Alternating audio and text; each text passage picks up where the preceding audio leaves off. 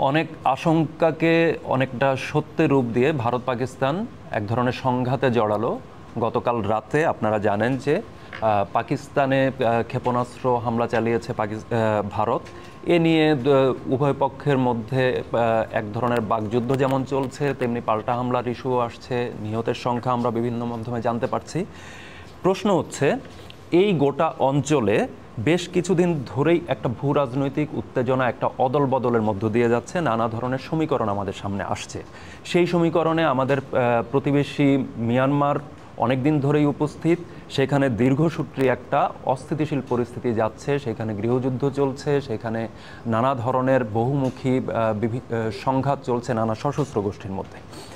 প্রশ্ন হচ্ছে, ভারত পাকিস্তানের এই সংঘাত এবং মিয়ানমারের এই দীর্ঘসূত্রী যে পরিস্থিতি, এটা কোনোভাবে একই সূত্রে গাঁথা কিনা?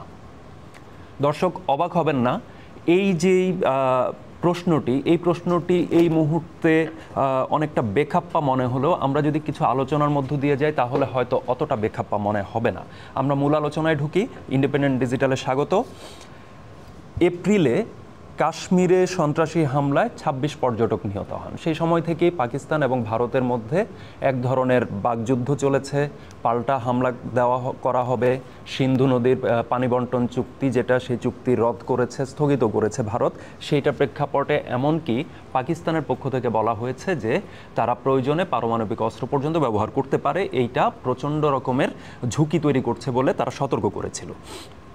শেষ পর্যন্ত ৬ মে গতকাল রাত সেটা ভারত একটা পাল্টা জবাব দেয়। অনেকে এটাকে যুদ্ধ পরিস্থিতি বা যুদ্ধ শুরু হয়ে গেছে বলতে চাচ্ছেন, কিন্তু এটা এখনও আসলে হচ্ছে যুদ্ধ পরিস্থিতি বা যুদ্ধ শুরু হয়েছে এটা এখনও বলাটা একটু মুশকিল।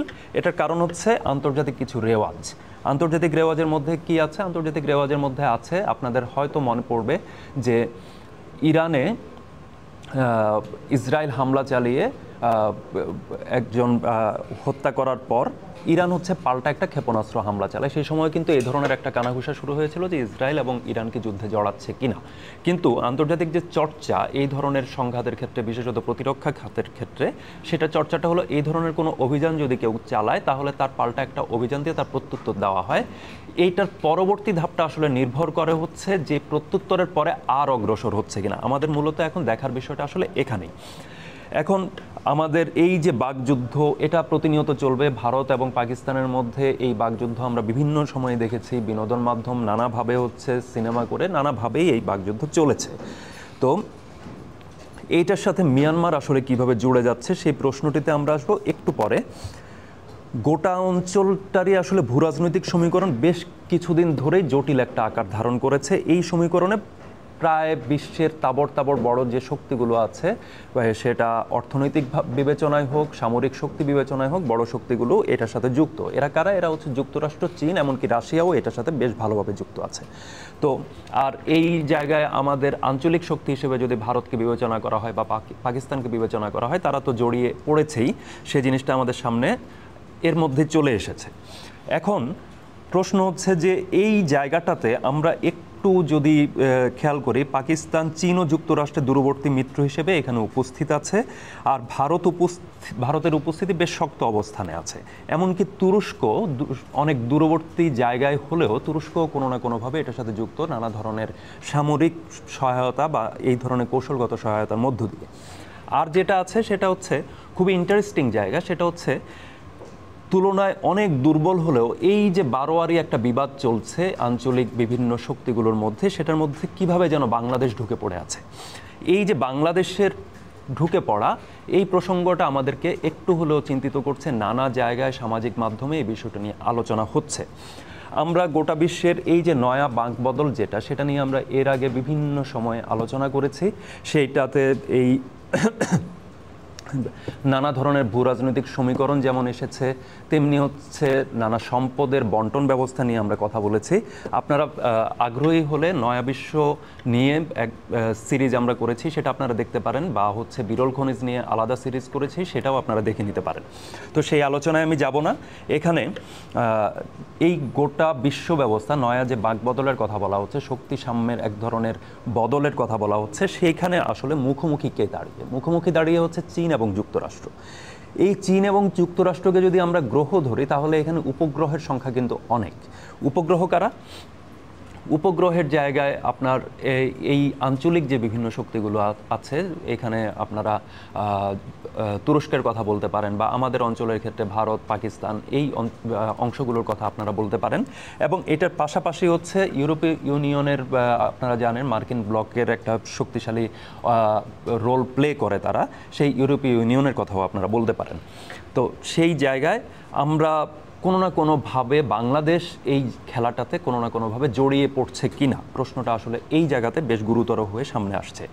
ইউক্রেনের অভিযানের কথা যদি আপনি বলেন তাহলে হচ্ছে ইউক্রেনের অভিযান যেমন হচ্ছে শুধু রাশিয়া এবং ইউক্রেনের বিষয় নয়, বা হচ্ছে ভারত এবং পাকিস্তানের যে বিষয়টি, এটিও ঠিক একইভাবে ভারত এবং পাকিস্তানের মধ্যে আসলে সীমাবদ্ধ নেই, বা মিয়ানমারের অভ্যন্তরীণ যে সংঘাত বা গৃহযুদ্ধ যদি আমরা এটাকে বলি, সেটাও আসলে শুধু মিয়ানমারের বিষয় নয়। আমরা মিয়ানমার নিয়ে বিস্তর আলাপ করেছি এর আগে। মিয়ানমারের ক্ষেত্রে আমরা দেখব যে প্রায় সকল যুযুধান যতগুলো শক্তি আছে, যারা একজন আরেকজনের সাথে লড়ছে, নানা কৌশলগত ফ্রন্টে বা সামরিক ফ্রন্টে নানাভাবে লড়াই করছে, সেই শক্তিগুলো সবগুলো মিয়ানমারে কিন্তু সক্রিয়। এক্ষেত্রে আমরা যদি বলি এই গোটা অঞ্চল জুড়ে আসলে চীনের কিছু বড় প্রকল্প, এবং সেইটা নিয়ে নাখোশ হচ্ছে যুক্তরাষ্ট্র। এই চীনের বড় প্রকল্পগুলোর মধ্যে কি আছে? উচ্চাকাঙ্ক্ষী প্রকল্পের মধ্যে আছে হচ্ছে বিআরআই প্রকল্প বা বেল্ট অ্যান্ড রোড ইনিশিয়েটিভ, বা এর সাথে হচ্ছে যদি আপনি বিরল খনিজের প্রসঙ্গটিকে যদি জুড়ে দেন তাহলে এখানে যেমন সম্পদের বন্টনের প্রসঙ্গটি আসছে, তেমনি কৌশলগত যে সংযোগ, সেই সংযোগের প্রসঙ্গটিও আসছে। এই যে বিআরআই প্রকল্প, এই বিআরআই প্রকল্পের ক্ষেত্রে হচ্ছে পাকিস্তানে এইটা একটা বড় বিনিয়োগ আছে হচ্ছে যুক্তরাষ্ট্রের, আর মিয়ানমারেও ঠিক একইভাবে চীনের একটা বড় বিনিয়োগ আছে, এবং এই মিয়ানমারের বিনিয়োগের অংশটি কিন্তু হচ্ছে আরাকানে। এবং চীন, কাচিন, এই বাকি যে দুই প্রদেশ যারা আলোচনায় তুলনামূলক কম আসছে কিন্তু হচ্ছে খুবই গুরুত্বপূর্ণ, চীন কাচিনে হচ্ছে এই সম্পদের বন্টন, যেটা বিরল খনিজ হিসেবে চিহ্নিত, রেয়ার আর্থ হিসেবে বহুল আলোচিত, সেইটার ক্যালকুলেশনে ঢুকে পড়ছে চীন এবং কাচিন। তো সেই জায়গায় হচ্ছে ভারতের অবস্থানটা আসলে কি? ভারত হচ্ছে অনেক বিবেচনার পর যদি আমরা ধরি তাহলে হচ্ছে পাকিস্তান বিআরআইয়ের সাথে সংযুক্ত হলো, মিয়ানমার বিআরআইয়ের সাথে সংযুক্ত হলো, বাংলাদেশ সংযুক্ত হতে গিয়ে একটু পিছু হটলো, ভারত হচ্ছে জিনিসটাতে আর যোগ করলো না, কিন্তু যুক্ত হলো না। কিন্তু প্রশ্ন হচ্ছে সে কি ত্যাগ করেছে টোটাল চীনের এই প্রকল্প বা চীনের এই মহা পরিকল্পনা, সেটা কি ত্যাগ করেছে? সোজা উত্তর দিতে গেলে হচ্ছে না বলতে হবে, কারণ হচ্ছে চীন বিআরআইতে সরাসরি যুক্ত না হলেও সে কিন্তু হচ্ছে ব্রিক্সের সদস্য হিসেবে রয়ে গেছে। কিন্তু এর একই সাথে হচ্ছে ভারত হচ্ছে আবার কোয়াড, যুক্তরাষ্ট্রের নেতৃত্বাধীন যে জোট কোয়াড, সেই কোয়াডেও কিন্তু সে অংশীদার হিসেবে আছে। এর পাশাপাশি যদি আমরা দেখি যে আরেকটা গুরুত্বপূর্ণ জায়গা হচ্ছে পাকিস্তান, মিয়ানমার এবং চীন, এই তিনটির স্বার্থ আসলে একটা আরেকটার সাথে খুবই ঘনিষ্ঠভাবে যুক্ত। ভারত মহাসাগর এবং সেখানে চীনের স্বার্থকে বিবেচনায় নিলে মিয়ানমার, এবং আরব সাগরের এন্ট্রি পয়েন্টকে বিবেচনায় নিলে পাকিস্তান চীনের জন্য খুবই গুরুত্বপূর্ণ একটা জায়গা। এবং এখানে কয়েকটি ছোট তথ্য যদি আপনাদেরকে দেই তাহলে মিয়ানমারে কোকুফু বন্দরে 730 কোটি মার্কিন ডলারের বিনিয়োগ চীন করে আছে। এর পাশাপাশি হচ্ছে পাকিস্তানে যে যৌথ করিডোর, যেটা বিআরআই প্রকল্পের আওতাধীন, সেই সিপিইসির অধীনে 2022 সাল পর্যন্ত তারা হচ্ছে 6,500 কোটি মার্কিন ডলার বিনিয়োগ করেছে। সুতরাং এই দুই অঞ্চল যদি কোনোভাবে ইন্টারাপ্টেড হয়, সেটা যুক্তরাষ্ট্র সরাসরি করুক বা যুক্তরাষ্ট্র অন্য কাউকে দিয়ে করুক, তাহলে চীন সেখানে আসলে নাখোশ হওয়াটাই স্বাভাবিক, সে এটাকে কোনোভাবেই মেনে নেবে না।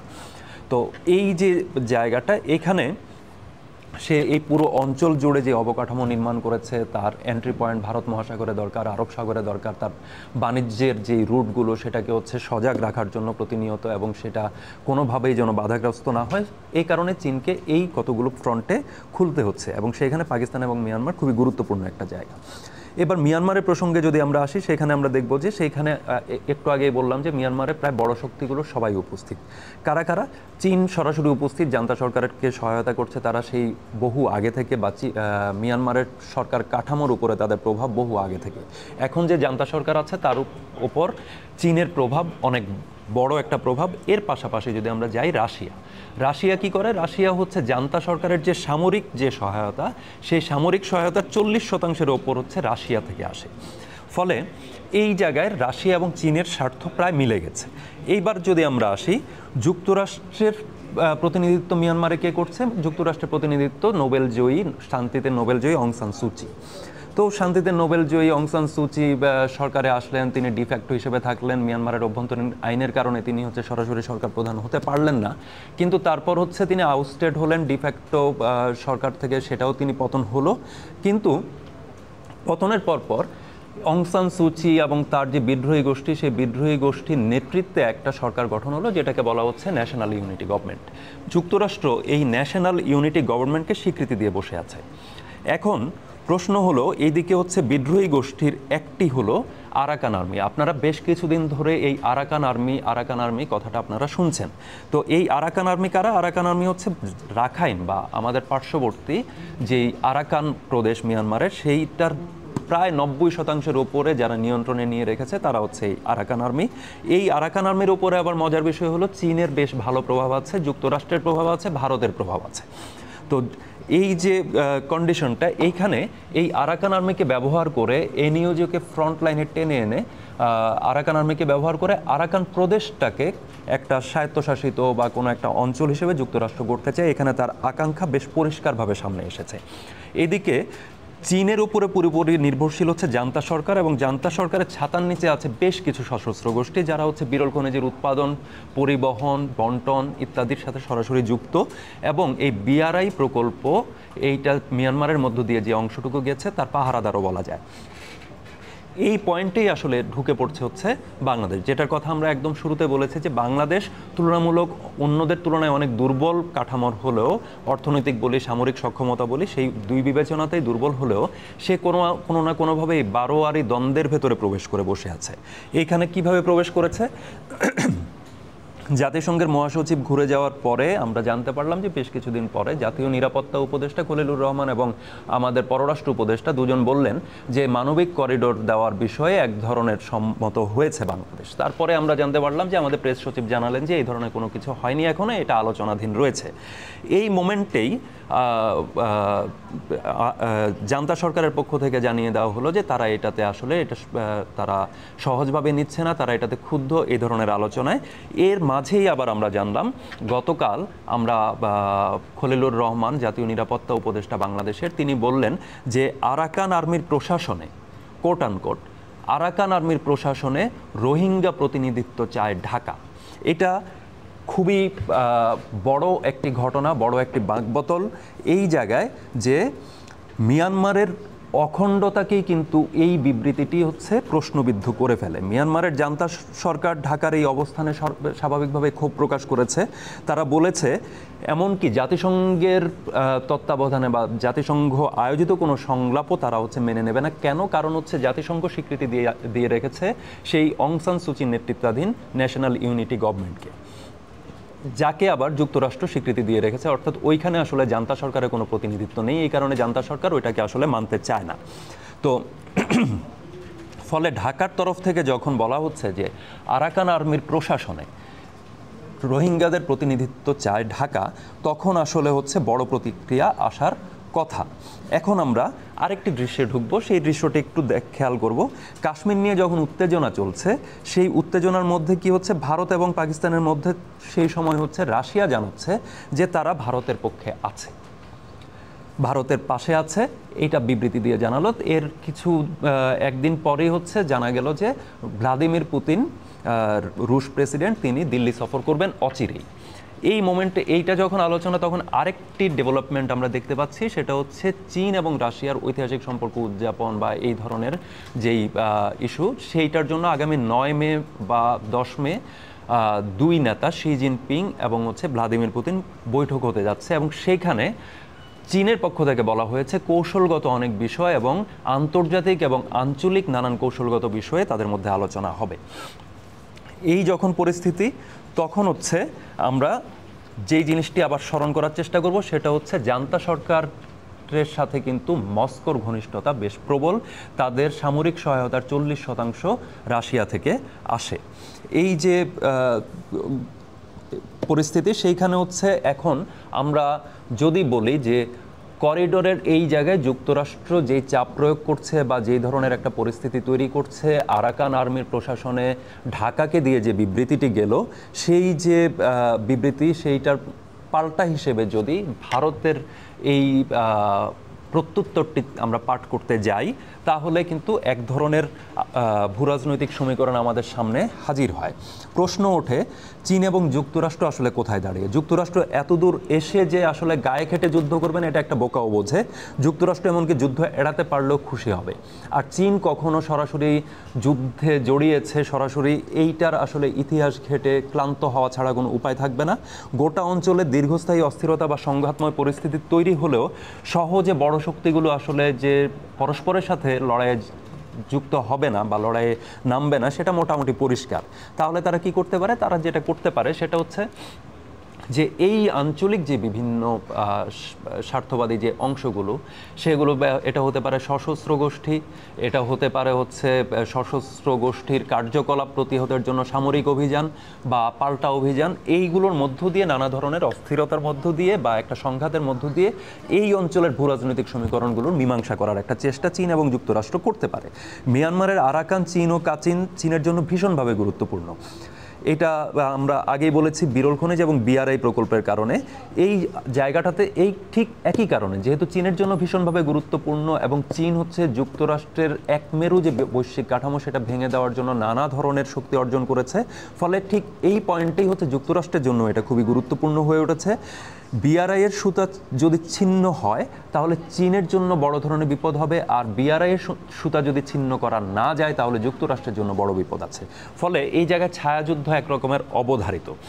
এই ছায়াযুদ্ধ যদি ভাড়াটে সেনা, সশস্ত্র গোষ্ঠী, তাদের দমনের জন্য সামরিক অভিযান, যেটা একটু আগে বললাম, এইদের সংঘাতের মধ্য দিয়ে যদি হচ্ছে এই সমীকরণের মীমাংসায় পৌঁছানো যায়, তাহলে চীন এবং যুক্তরাষ্ট্র দুজনেই আসলে খুশি থাকবে।